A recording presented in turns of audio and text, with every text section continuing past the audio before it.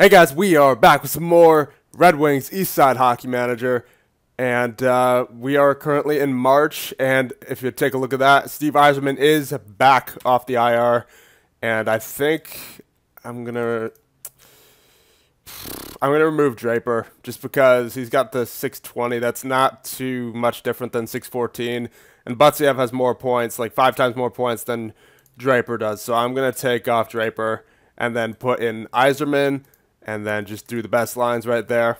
Has Osgood, yeah, he's played 5 games. We'll keep him in there for right now. And we're currently sitting first in the conference and actually first in the NHL as well. So we're in a pretty good spot. So I think we just go the rest of the season, not worry about too much, just switch out the goaltenders when needed. And hopefully we don't get bit by the injury bug again, because that would be not good, especially if it was one of our stars. There you go, coming back the first game for Steve Yzerman with a 9-0 win. So, I mean, that works for me. So, we just got to keep going here. And, I would imagine we're going to win the President's Trophy unless the Avalanche catch us. But that's the only team I could see catching us potentially is the Avalanche. But, so, Dasuk, Perreault, McCarty, and Malpe with the goals in that game against the Mighty Ducks. So, yeah, we're definitely in the playoffs here, unless we just absolutely collapse over the rest of March. And there's a goal there by Fedorov, but 6-1 loss against the Panthers. So, hopefully that doesn't happen too often, especially not in the playoffs. All right, let's see. Game against the Devils right here. 5-1 victory. There you go. Vasily, Bashir, Fedorov, Lidstrom, and Perreault. I don't even know why I'm reading out the names. I should just probably get right to the playoffs, because at this point, there's not too much of a contest in terms of missing the play. I mean, 97 points. Like, we're pretty much already in the playoffs. So, yeah, let's just speed up here a little bit. Just get to the playoffs as quickly as we can. 7-3 win against the Sharks right there. And let's see, the player of the week. It is Paul Correa on the Mighty Ducks. And Matthew Schneider is the defensive player of the week. And a new Red Wings top points from center. Sergei Fedorov, 89 points, is a new record for a center, at least in this save file. That doesn't count real life records. So, but yeah, there you go. That is obviously a solid season from Sergei Fedorov. No Slava Kozlov and no Brendan Shanahan, and our forwards are still producing, so that's good.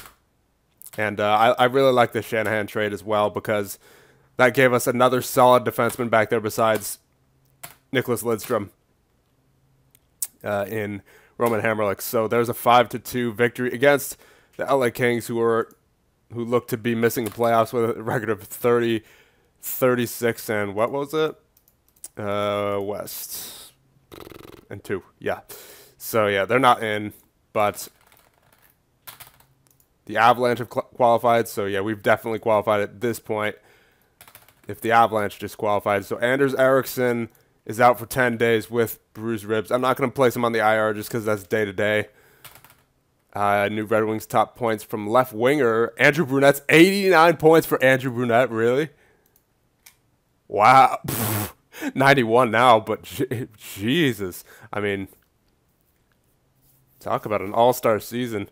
Yeah, that first line must be, yeah, Brunette, Yzerman, and Fedorov. Yeah, that first line is studly. If Yzerman and Fedorov weren't there, then obviously, Brunette wouldn't be doing as well, but just because it's Lidstrom, Hamrlik, Brunette, Yzerman, and Fedorov on the same line, it's literally like kryptonite for every other team.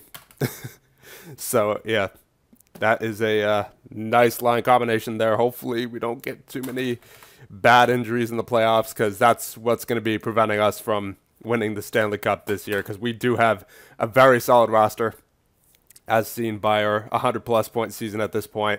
Yeah, 105. And, oh, did we just skip the player of the week? I think we did. Yeah, there it is. Alexei Zamnov on the Blackhawks is the player of the week, and then Nicholas Lidstrom is the defensive player of the week. Semenov, that's Sudbury. And there you go. There's our 50th win right there. 5-3 victory against the Flyers. So, really no concerns whatsoever. Let's just keep going. Unless something necessary pops up in the news. Other than that, we'll just check out the player of the week. And we'll keep going. So, going into late March now, I believe. Yep. 5-4 victory against the Blackhawks. And I believe Monday is the day that they show the player of the week. Yes. Okay, so player of the week is Nicholas Lidstrom, and offensive player of the week, there you go, Steve Yzerman. So let's check who's qualified for the playoffs. Still only in the Western Conference is the Red Wings and the Avalanche. But in the East, we have the Maple Leafs, the Devils, the Canadiens, and the Rangers. So looking pretty good so far. Lidstrom praised. Yeah, gotta build up that praise for our studs. Okay, so game against the Blues, 3-2 victory. There you go, 52-14-7 so far. Ooh, Hammerlick suffers injury for 2 weeks. Okay, pulled hamstring, 7-day IR, and Eriksson is back. That's good. So, am I gonna have to put in Draper here, or am I gonna call up someone from Adirondack? Well, my only options for defense are Fisher and Bergeron. What other season's been like? Nah. You know what? I think I'm just going to roll with 5 defensemen. Just double shift one of them each game because yeah, there's no one I really want to bring up because Fisher and Bergeron haven't had the best seasons down there in the AHL according to their average rating. So I'm just going to roll with 5 defensemen and hope it works. I mean, there you go.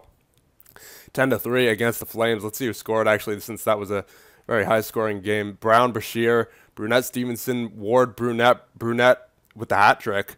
Lidstrom, Brown, and Fedorov. Okay. And getting at the very end of March here, we have more records. New NHL record, highest-scoring game, 10-3. So, yep, there you go. Points from left winger Andrew Brunette's 99 points. Good God. And Sergei Fedorov 101. I wonder, they're probably at the top somewhere, right? Yeah, up Joe Sakic 180. Yeah, offensive simulator, boys. Only the Colorado Avalanche have players who have scored more than ours. Sakic, Tanguay, and Bure. Yep, that makes sense. That's the first line right there. But yeah, hopefully we're better than them defensively because I would imagine we're going up against them at some point in the playoffs. Because you got to think they make it to at least the second round, given how many points their forwards get. And let me see, do they have Patrick Roy? Let's see. Yeah, they do. Okay, so yeah, that's gonna be rough. That is gonna be rough. But we've been them before, so not worried about that too much. John Wharton, he is physio. Nah, he's not too good as a physio. Good physio guys have like 98, 99 for a physiotherapy rating. Nah, he's not too good. So, career milestone for Butsev. He has had 200 NHL games. Okay, solid. So Butsev, I'm not sure if I want to renew him because he's got the very low rating. He keeps dropping. I mean, these 2 seasons, fine, you know.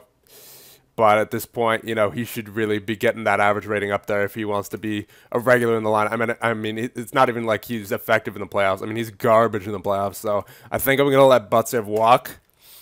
Anders Eriksson. Let's see, what's he done? Yeah, I think we got to re-sign him. He's been solid. Yeah, he's been solid. I think I want to re-sign Eriksson here. He does not wish to negotiate a contract. Okay.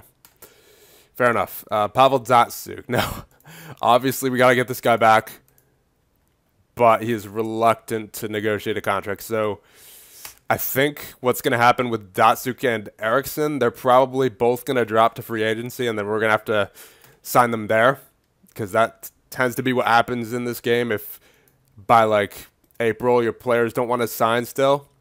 I mean, sometimes they can change, you know, in June or whatever, but a lot of the times those players will end up dropping to free agency. So that's probably what's going to happen, and I hope we can put the highest bid in for especially Pavel Datsyuk and maybe even, you know, Anders Eriksson, because like he's been solid. If you take a look at his average rating and his plus minus, I mean, no complaints about him.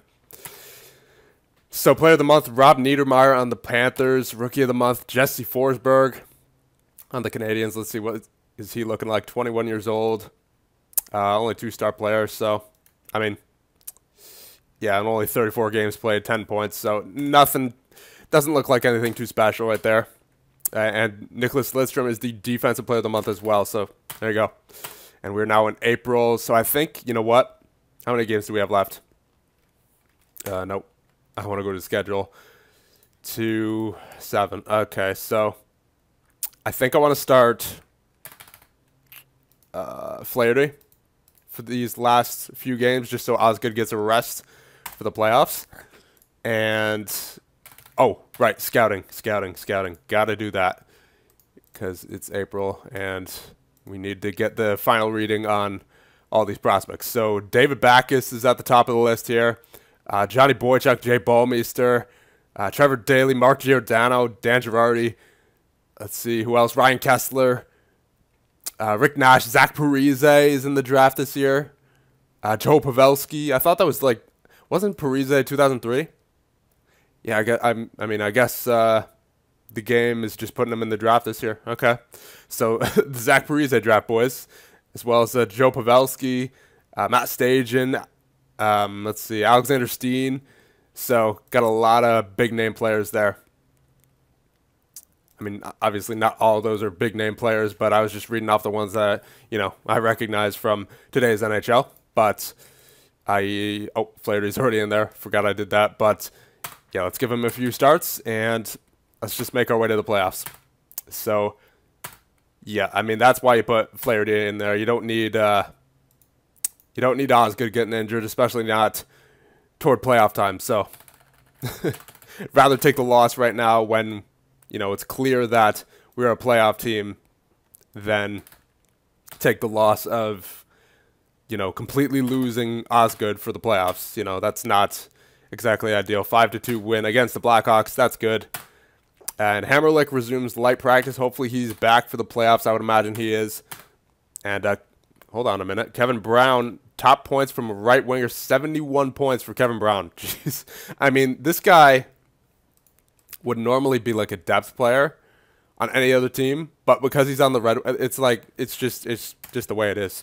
I mean, look how many players we have above 60 points. We have six players with at least 60 points. Datsyuk, Brown, Lidstrom, Yzerman, Brunette, and Fedorov. I mean, that's I know this is an offensive simulator, but my God, that is a stacked offense. So, yeah, game against the I mean, that's bound to happen. I mean, they have lethal offense, so when you put your backup goaltender in there, gotta expect that. But again, we're doing that on purpose. We're saving Osgood for the playoffs. So player of the week, Joe Thornton, and defensive player of the week, Chris Pronger. So there you go. Game against the Jets. And actually, that is Slava Kozlov's team, if I'm not mistaken. Yes, it is. And let's check Kozlov, actually. Ooh, not having the greatest season. Actually, really bad season for his standards. Only 39 points. Minus 37. That might be just because he's on the Jets. But he doesn't even have the greatest average rating, 6.82. So, Jets probably aren't the greatest team this year, I'd imagine. Well, I mean, yeah, 43 and 7. But yeah, Butsiev, McCarty, Brown, Yzerman, and Butsiev again. So, and I don't know why I just read that backwards, but whatever. And there's a 6-3 loss against the Predators. Whatever. Once again, we're already in the playoffs. So at this point, all we're really battling for is the President's Trophy. And I think we honestly already have that locked up as well. Yeah, because there's only like 2 games left, and we're 6 points ahead of that. Yeah, we already have the President's Trophy like locked up completely. So, Aaron Ward, why is he out of the lineup? Did he have an injury? I just didn't see it. All right, whatever. He can get back in there. Yeah, he must have had an injury. I don't remember taking him out. But, yeah, let's get Osgood back in there. He's had enough games off. I think that was like 5 games. Come on now, game log. Apparently he played in those 2 games against Nashville and Colorado. I'll give him 1 more game off. Yeah, just to make sure. Don't need him getting injured. Okay, good. Hammerlick is back. We can take him off the IR. There you go. And there, you know what? Hammerlick was on the power play, wasn't he? Yeah, I don't think O'Donnell was on the power play. Yeah, no, he wasn't. So, and Flaherty right there. So, man, we're like 15, 16 minutes into this video. We got to hurry it up. I don't like these videos being too long, though they usually do end up being, you know, at least 20 minutes. But the episode right before the playoffs, I prefer to keep it a bit short. New top points from Red Wings defenseman Nicholas Lidstrom with 79 points this season. Brunette with 100. Fedorov with 104. I mean, yeah, and then Kevin Brown with 76 as well. So last game of the season against the Blue Jackets, who, where are the Blue Jackets sitting? They are last, tied for last with the Wild with 65 points. So pretty easy game it should be. So you know what? I think, no. We got to warm up Osgood just in case that was a little too long of a stretch without a game. Yeah, we'll get Osgood in there for the last game against the Blue Jackets, and that is a 4-0 win. Datsuk, Batsiev, Datsuk, and Vasily with the goals. Hammerlick with the hat trick of assists. And we are now in the playoffs with a record. I mean, we were in the playoffs before, but we're officially in the playoff stage with a record of 56, 19, and 7. Best in the NHL. And I wanted to time that right as I was going to the overall standings, but I misclicked. So let's check the playoff tree now. We have Detroit versus Vancouver. So there you go. There's our first playoff matchup. Colorado versus St. Louis. Phoenix versus Edmonton. Anaheim versus Dallas. Montreal versus Philly. Both New Yorks. Florida versus Washington. And Toronto versus New Jersey. So there you go. And let's do this. I think that's about it. We'll check the regular season stats we'll check the final regular season stats. Man, I cannot talk. Been going for a while here. And but Fedorov, Brunette, both over 100 points, or at least 100 points. And Fedorov did it in 4 last games as well. I mean, 49 goals, 56 assists. I mean, good God, plus minus 76, plus 76, plus 69, plus 62, plus 61. I mean, that first line, yeah. I can argue with that. Shots on goal, let's see. Sergei Fedorov with the most was 328. Shooting percentage, Yannick Perreault actually with the 24.7 shooting percentage, 19 goals.